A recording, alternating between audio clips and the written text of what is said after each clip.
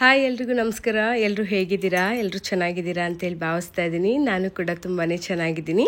Welcome back to Manju's vlog. ನಾನು Manjula Murali Mohan. Sorry, last ವೀಕಿಂದ video ಹಾಕೋಕ್ಕೆ ಟೈಮೇ ಸಿಗಲಿಲ್ಲ, ಹಾಗಾಗಿ ಸ್ವಲ್ಪ ಲೇಟ್ ಆಯಿತು ವಿಡಿಯೋ ಹಾಕೋದಕ್ಕೆ. ಇವತ್ತು ಒಂದೊಳ್ಳೆ ಇನ್ಫಾರ್ಮೇಷನ್ ಜೊತೆಗೆ ನಿಮ್ಮ ಮುಂದೆ ಬಂದಿದ್ದೀನಿ. ಇವತ್ತು ಯಾವ್ಯಾವ ಪಾತ್ರೆನಲ್ಲಿ ನಾವು ಅಡುಗೆ ಮಾಡ್ಕೊಂಡು ಊಟ ಮಾಡೋದ್ರಿಂದ ನಮ್ಮ ಆರೋಗ್ಯಕ್ಕೆ ತುಂಬಾ ಒಳ್ಳೆಯದು ಅನ್ನೋದನ್ನು ನಿಮ್ಮ ಜೊತೆಗೆ ಶೇರ್ ಮಾಡ್ಕೊಳ್ತೀನಿ. ಹಾಗೆ ರೀಸೆಂಟಾಗಿ ಕಾಸ್ಟ್ ಐರನ್ ಪಾತ್ರೆಗಳನ್ನ ತಗೊಂಡಿದ್ನಲ್ಲ, ಅದನ್ನು ಕೂಡ ಸೀಸನಿಂಗ್ ಹೇಗೆ ಮಾಡೋದು ಅಂತ ತುಂಬಾ ಸುಲಭ ವಿಧಾನದಲ್ಲಿ ನೋಡೋಣ ಬನ್ನಿ. ಮೊದಲಿಗೆ ನಾನು ತೋರಿಸ್ತಾ ಇರೋಂಥ ಪಾತ್ರೆ ಹಿತ್ತಾಳೆ ಪಾತ್ರೆ ನಮ್ಮ ಹಿಂದಿನ ಕಾಲದಿಂದನೂ ನಮ್ಮ ಹಿರಿಯರು ನಮಗೋಸ್ಕರ ಕೊಟ್ಟೋಗಿರೋಂಥ ಪಾತ್ರೆಗಳು. ಹಿತ್ತಾಳೆ ಪಾತ್ರೆ, ಮಣ್ಣಿನ ಪಾತ್ರೆಗಳಲ್ಲಿ ನಾವು ಅಡುಗೆ ಮಾಡಿದ್ರೆ ನಮ್ಮ ಆರೋಗ್ಯಕ್ಕೆ ತುಂಬಾ ಒಳ್ಳೆಯದು. ಹಾಗೆ ಕಬ್ಬಿಣದ ಪಾತ್ರೆ ಕೂಡ ನಮ್ಮ ಆರೋಗ್ಯಕ್ಕೆ ತುಂಬ ಒಳ್ಳೆಯದು. ಕಬ್ಬಿಣದ ಪಾತ್ರೆಯಲ್ಲಿ ಅಡುಗೆ ಮಾಡಿ ಊಟ ಮಾಡೋದ್ರಿಂದ ನಮ್ಮ ದೇಹದಲ್ಲಿ ಕಬ್ಬಿಣಾಂಶ ಹೆಚ್ಚಿಸುತ್ತೆ, ಕೂದಲು ಉದುರೋದು ಕಡಿಮೆ ಆಗುತ್ತೆ, ತುಂಬಾ ಹೆಲ್ತ್ ಬೆನಿಫಿಟ್ಸು ನಮಗೆ ಕಾಸ್ಟ್ ಐರನ್ ಪಾತ್ರೆಗಳಲ್ಲಿರುತ್ತೆ. ಇವತ್ತು ನಾನು ಈ ಹೊಸ ಪ್ರಾಡಕ್ಟ್ಗಳನ್ನೆಲ್ಲ ಇದಕ್ಕೆ ಮುಂಚೆ ತೊಗೊಂಡಿದ್ದನ್ನು ನಿಮ್ಮ ಜೊತೆಗೆ ಶೇರ್ ಮಾಡ್ಕೊಂಡಿದ್ದೆ ವಿಡಿಯೋನ. ಇವತ್ತು ಇದನ್ನೆಲ್ಲ ಸೀಸನಿಂಗ್ ಮಾಡೋದನ್ನು ತೋರಿಸ್ಕೊಡ್ತಿದ್ದೀನಿ. ಈಗಾಗಲೇ ಇದೆಲ್ಲ ಸೀಸನಿಂಗ್ ಆಗಿ ಬಂದಿದೆ, ಆದರೂ ಕೂಡ ನಾವು ಕಬ್ಬಿಣದ ಪಾತ್ರೆಗಳನ್ನ ಎಷ್ಟು ಟೈಮ್ ಸೀಸನಿಂಗ್ ಮಾಡ್ಕೊಳ್ತೀವೋ ಅಷ್ಟು ಒಳ್ಳೆಯದು. ಈಗ ನಾನು ಸ್ವಲ್ಪ ಉಪ್ಪು ಹಾಗೆ ಅರಿಶಿನ ಹಾಕಿ ಚೆನ್ನಾಗಿ ಸ್ಕ್ರಬ್ ಮಾಡ್ಕೊಳ್ತಾ ಇದ್ದೀನಿ. ಚೆನ್ನಾಗಿ ಸ್ಕ್ರಬ್ ಮಾಡಿ ಒಂದು 5 ನಿಮಿಷ ಹಾಗೆ ಬಿಡ್ತಾ ಇದ್ದೀನಿ. ಇದೆಲ್ಲ ಹೊಸದಾಗಿರೋದ್ರಿಂದ ನಾನೀಗ ಎಲ್ಲ ಪೂರ್ತಿಯಾಗಿ ತುಂಬಾ ನೈಸ್ ಫಿನಿಶಿಂಗ್ ಇದೆ, ಸ್ಮೂತಲ್ಲಿದೆ ಕಾಸ್ಟ್ ಐರನ್ ಪಾತ್ರೆಗಳು. ಯಾವುದೇ ರೀತಿ ಕಬ್ಬಿಣದ ಚೂರುಗಳೇ ಆಗಲಿ ಎಲ್ಲೂ ಕೂಡ ಸ್ವಲ್ಪ ಕೂಡ ಇಲ್ಲ. ಹಾಗಾಗಿ ತೆಂಗಿನ ನಾರನ್ನ ಬಳಸಿದ್ದೀನಿ. ಈಗ ಇದನ್ನೆಲ್ಲ ಸ್ಕ್ರಬ್ ಮಾಡ್ಕೊಂಡಿದ್ದಾಯಿತು. ಈಗ ಇದನ್ನು ಒಂದು 5 ನಿಮಿಷ ಬಿಟ್ಟು ಎಲ್ಲನೂ ಕೂಡ ನಾನು ಕ್ಲೀನಾಗಿ ಎತ್ತಿಟ್ಕೊಳ್ತಾ ಇದ್ದೀನಿ. ಈಗ ಇದನ್ನೆಲ್ಲ ಚೆನ್ನಾಗಿ ತೊಳೆದು ಒಂದು ಕಾಟನ್ ಬಟ್ಟೆನಲ್ಲಿ ಒರೆಸಿ ತೆಗೆದಿಟ್ಕೋಬೇಕಾಗತ್ತೆ. ಈಗ ಮೊದಲಿಗೆ ಇದನ್ನೆಲ್ಲ ಈಗ ಚೆನ್ನಾಗಿ ತೊಳೆದು ನೀರು ಸೋರೋ ಹಾಗೆ ಇಟ್ಟಿದ್ದೀನಿ. ಹಾಗೆ ಇವತ್ತು ನಾನು ನನ್ನ ಹತ್ರ ಇರುವಂಥ ಎಲ್ಲ ಕಾಸ್ಟ್ ಐರನ್ ಪಾತ್ರೆಗಳನ್ನ ಶೇರ್ ಮಾಡ್ಕೊಳ್ತಾ ಇಲ್ಲ. ರೀಸೆಂಟಾಗಿ ಇಂಡಸ್ ವ್ಯಾಲಿ ವೆಬ್ಸೈಟಿಂದ ತರಿಸ್ಕೊಂಡಂಥ ಪ್ರಾಡಕ್ಟ್ಸ್ ಇದೆಲ್ಲ ಆಲ್ಮೋಸ್ಟ್ ನನ್ನ ವಿಡಿಯೋ ನೋಡಿರೋಂಥ ನನ್ನ ಸಬ್ಸ್ಕ್ರೈಬರ್ಸ್ ಎಲ್ರಿಗೂ ಕೂಡ ಗೊತ್ತಿರುತ್ತೆ. ಈ ಪಾತ್ರೆಗಳನ್ನ ಅಷ್ಟೇ ಸೀಸನಿಂಗ್ ಮಾಡಿ ತೋರಿಸ್ತಾ ಇದ್ದೀನಿ. ನೋಡಿ, ಈಗ ಎಲ್ಲನೂ ತೊಳ್ಕೊಂಡಿದ್ದಾಯಿತು. ಈಗ ಇದನ್ನು ಒಂದು ಕಾಟನ್ ಟವಲ್ ತೊಗೊಂಡು ಚೆನ್ನಾಗಿ ಒರೆಸ್ಕೊಳ್ತಾ ಇದ್ದೀನಿ.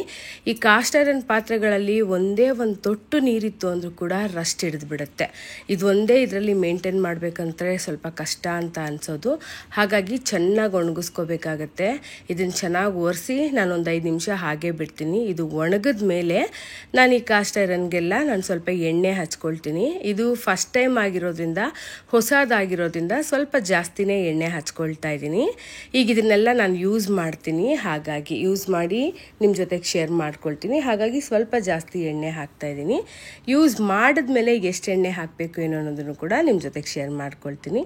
ಈಗ ತವಾಗೆಲ್ಲ ಎಣ್ಣೆ ಹಚ್ಚಿದ್ದೀನಿ. ಮೊದಲಿಗೆ ಇದು ಸ್ವಲ್ಪ ಜಾಸ್ತಿನೇ ಎಣ್ಣೆ ಕುಡಿಯುತ್ತೆ. ಹಾಗಾಗಿ ಈಗ ಎಣ್ಣೆ ಹಚ್ಚಿ ನಾನೊಂದು 2-3 ಗಂಟೆ ಹಾಗೆ ಬಿಟ್ಬಿಡ್ತೀನಿ ಇದನ್ನು.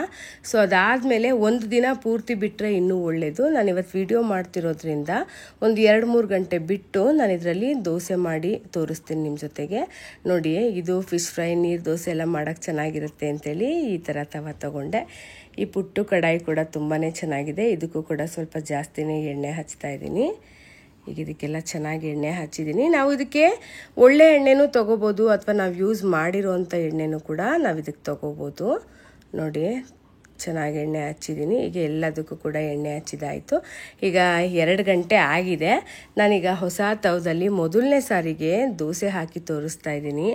ನಿಜವಾಗ್ಲೂ ನೀವು ನಂಬೋದೇ ಇಲ್ಲ, ಸುಮಾರು ಜನ ಮೊದಲನೇ ಸಾರಿಗೆ ಕಾಸ್ಟ್ ಐರನ್ ತವದಲ್ಲಿ ದೋಸೆ ಬರಲ್ಲ ಅಂತಲೇ ಹೇಳ್ತಾರೆ. ಆದರೆ ಖಂಡಿತ ಈಗ ನಾನು ತೋರಿಸಿರೋಂಥ ಮೆಥಡಲ್ಲಿ ನೀವು ಒಂದು ಸಾರಿ ಟ್ರೈ ಮಾಡಿ ನೋಡಿ, ದೋಸೆ ತುಂಬಾ ಚೆನ್ನಾಗಿ ಬರುತ್ತೆ. ಈಗ ಮೊದಲಿಗೆ ನಾನು ತವಾನ ಸ್ಟವ್ ಮೇಲೆ ಇಟ್ಕೊಂಡು ಸ್ವಲ್ಪ ಬಿಸಿ ಆದಮೇಲೆ ಒಂದು ಅರ್ಧ ಈರುಳ್ಳಿನ ಹೆಚ್ಚಾಕೊಂಡು ನಾನು ಇದನ್ನು ಸ್ವಲ್ಪ ಫ್ರೈ ಮಾಡ್ಕೊಳ್ತಾ ಇದ್ದೀನಿ. ನೀವು ಈರುಳ್ಳಿ ಬೇಕಾದರೂ ಹಾಕ್ಕೋಬೋದು, ಅಥವಾ ಈರುಳ್ಳಿ ಸಿಪ್ಪೆ ಬೇಕಾದರೂ ಹಾಕ್ಕೋಬೋದು. ಈಗ ಈರುಳ್ಳಿ ಎಲ್ಲ ಚೆನ್ನಾಗಿ ಫ್ರೈ ಆಗಿದೆ. ಇದನ್ನೀಗ ನಾನು ಯೂಸ್ ಮಾಡಲ್ಲ, ಇದನ್ನು ಬಿಸಾಡ್ಬಿಡ್ತೀನಿ.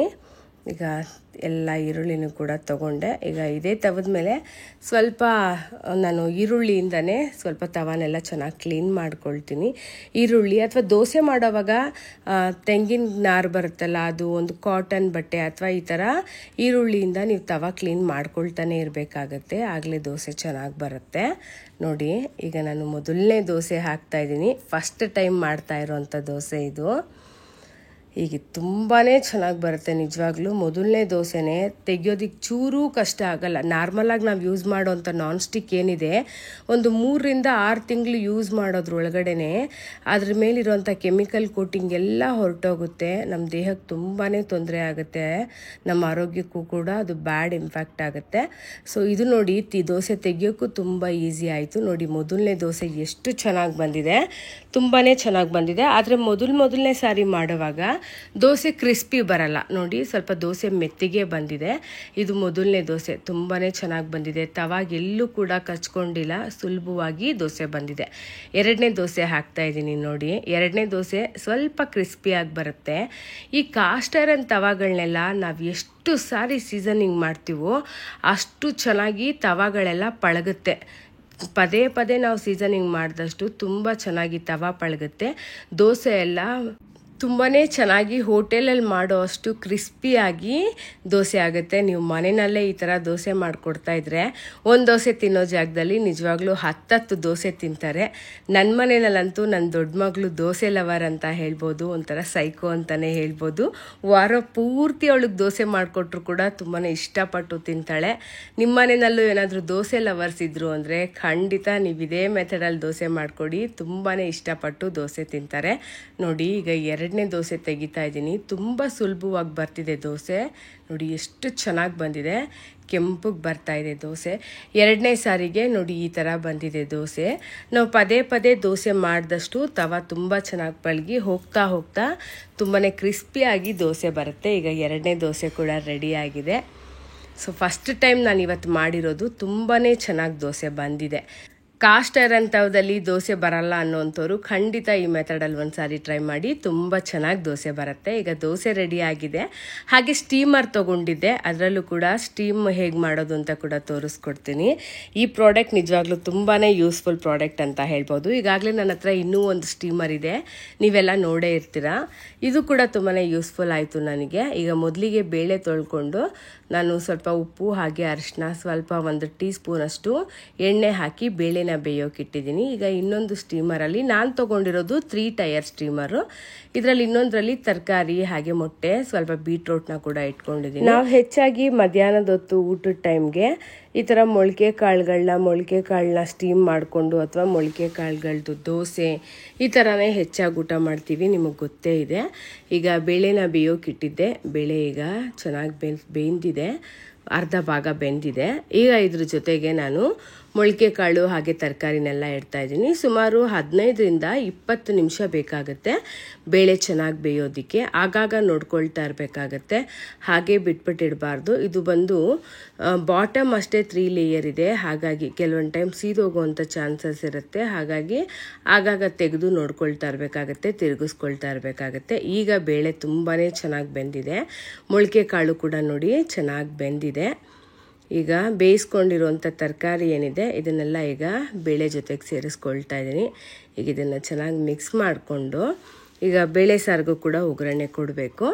ಈಗ ಮೊದಲಿಗೆ ಮೊಳಕೆ ಕಾಳಿಗೆ ಒಗ್ಗರಣೆ ಕೊಡ್ತಾ ಇದ್ದೀನಿ. ಒಂದು 1/4 ಕಪ್ಪಷ್ಟು ಎಣ್ಣೆ ಹಾಕ್ಕೊಂಡು ಬಾಣಲಿಗೆ ಸಾಸಿವೆ, 2 ಹಸಿಮೆಣಸಿನ್ಕಾಯಿ, ಈರುಳ್ಳಿನ ಹಾಕ್ಕೊಂಡು ಫ್ರೈ ಮಾಡ್ಕೊಳ್ತಾ ಇದ್ದೀನಿ ಹಸಿ ವಾಸನೆ ಹೋಗೋವರೆಗೂ. ಮೊಳಕೆ ಕಾಳನ್ನು ಹಸಿದೇ ತಿನ್ನಬೇಕು, ಅದನ್ನು ನನಗೆ ಹಸಿ ತಿನ್ನೋದಕ್ಕಾಗಲ್ಲ. ಹಾಗಾಗಿ ನಾನು ಈ ಥರ ಸ್ವಲ್ಪ ಫ್ರೈ ಮಾಡ್ಕೊಂಡು ತಿಂತೀನಿ. ನನ್ನ ಮಕ್ಕಳೆಲ್ಲ ಹಸಿದನ್ನೇ ಸ್ವಲ್ಪ ಸೌತೆಕಾಯಿ, ಹಸಿಮೆಣಸಿನ್ಕಾಯಿ, ಕ್ಯಾರೆಟು, ಸ್ವಲ್ಪ ಪೆಪ್ಪರ್ ಪೌಡರ್ ಎಲ್ಲ ಹಾಕ್ಕೊಂಡು ನಿಂಬೆಹಣ್ಣಿನ ರಸ ಬಿಟ್ಕೊಂಡು ತಿಂತಾರೆ. ಅವ್ರಿಗೆಲ್ಲ ತುಂಬಾ ಇಷ್ಟ ಆಗುತ್ತೆ.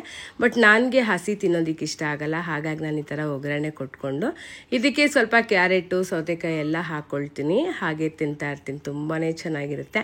ಇತ್ತೀಚೆಗೆ ನಾನು ವೆಯ್ಟ್ ಲಾಸ್ ಆಗಿದ್ದೀನಿ ಅಂದರೆ ಈ ಮೊಳಕೆ ಕಾಳುಗಳು ಹಾಗೆ ಸ್ಟೀಮ್ ಮಾಡ್ಕೊಂಡು ಊಟ ಮಾಡ್ತಾ ಇರೋದ್ರಿಂದನೇ ನಾನು ಸ್ವಲ್ಪ ವೆಯ್ಟ್ ಲಾಸ್ ಆಗಿದ್ದೀನಿ ಅಂತ ಹೇಳ್ಬೋದು.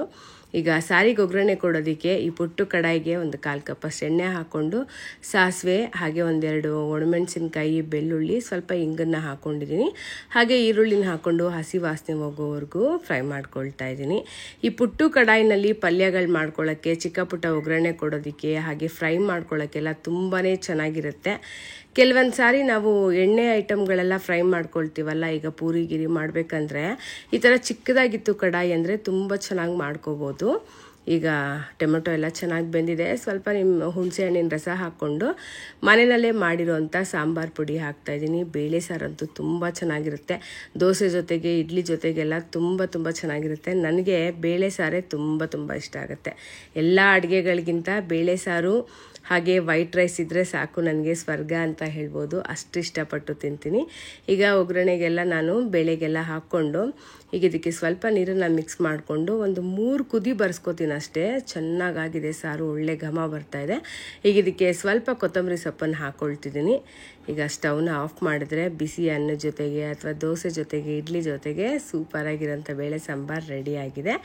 ಸ್ಟೀಮರ್ ನಿಜವಾಗ್ಲೂ 3-4 ಜನ ಇರೋವಂಥವ್ರಿಗೆ 3 ಟೈರ್ ಯೂಸ್ ಆಗುತ್ತೆ. 2-3 ಜನ ಇರೋವಂಥವ್ರಿಗೆ 2 ಟೈರೇ ಸಾಕು. ಸ್ಟೀಮರ್ ತುಂಬಾ ಯೂಸ್ಫುಲ್ ಆಗುತ್ತೆ. ನಿಮ್ಗೇನಾದರೂ ಇಂಟ್ರೆಸ್ಟ್ ಇತ್ತು ಅಂದರೆ ಲಿಂಕ್ನ ಡಿಸ್ಕ್ರಿಪ್ಷನಲ್ಲಿ ಹಾಕಿರ್ತೀನಿ, ಚೆಕ್ ಮಾಡಿ. ಹಾಗೆ ಈಗ ಈ ಕಾಸ್ಟ್ ಐರನ್ ಪಾತ್ರೆಗಳನ್ನೆಲ್ಲ ನಾನು ಯೂಸ್ ಮಾಡಿದ್ಮೇಲೆ ಹೇಗೆ ವಾಶ್ ಮಾಡೋದು ಅಂತ ತೋರಿಸ್ಕೊಡ್ತಿದ್ದೀನಿ.